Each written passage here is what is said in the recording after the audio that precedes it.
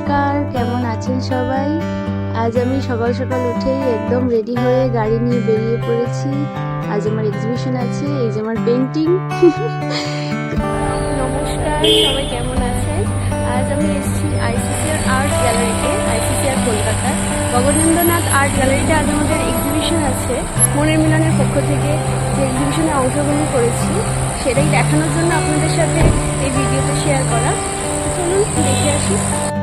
15 তারিখ থেকে শুরু হলো আমাদের এক্সিবিশনটা, 17 তারিখ অবধি চলবে। তাহলে দেরি না করে চলুন সবাই মিলে দেখে আসি। এইটি হচ্ছে ফার্স্ট ফ্লোর আইসিসিআর এর, যেখানে গগনেন্দ্রনাথের মূর্তি, দুর্গা মূর্তি রাখা রয়েছে। তো আমরা চলে যাব সেকেন্ড ফ্লোরে, যেখানে এই নটরাজের মূর্তি দেখা যাচ্ছে। সেটাই হচ্ছে গগনেন্দ্রনাথ আর্ট গ্যালারির এন্ট্রেন্স। তো আমরা ঢুকে পড়েছি অলরেডি আর্ট গ্যালারির মধ্যে। এই জায়গাটায় মেনলি গেস্ট পেইন্টার যারা রয়েছেন তাদের আঁকা টাঙানো রয়েছে, কিছু কিছু কালেক্টেড পিসও রয়েছে। আজ 15 তারিখ শুভ উদ্বোধন হতে চলেছে। আমাদের ড্রেস কোড হিসেবে বলা ছিল ছেলেদেরকে হলুদ পরার জন্য আর মেয়েদেরকে লাল পরার জন্য। তাই আপনারা দেখতেই পাচ্ছেন অর্ধেকের বেশি হলুদ এবং লালেই আপনারা দেখতে পাচ্ছেন। আর দূরে ওই যে অ্যাবস্ট্রাক্টের পাখিটি রাখা রয়েছে, ওটা আমার। এই যে দাঁড়িয়ে দেখছেন সবাই। আমি জানি না এত নামি দামি শিল্পীদের মাঝখানে আমার আঁকাটি কেমন লাগছে। আপনারাই বলুন কমেন্টে কেমন হয়েছে। জানি না কেউ খেয়াল করলেন কিনা, অ্যাকচুয়ালি আমার আঁকাটা আমি কালার চেঞ্জিং টাইপের করতে চেয়েছি। একদিক থেকে দেখলেন একটু আগে লাল দেখাচ্ছিল, তো অপর দিক থেকে গ্রিন দেখাবে।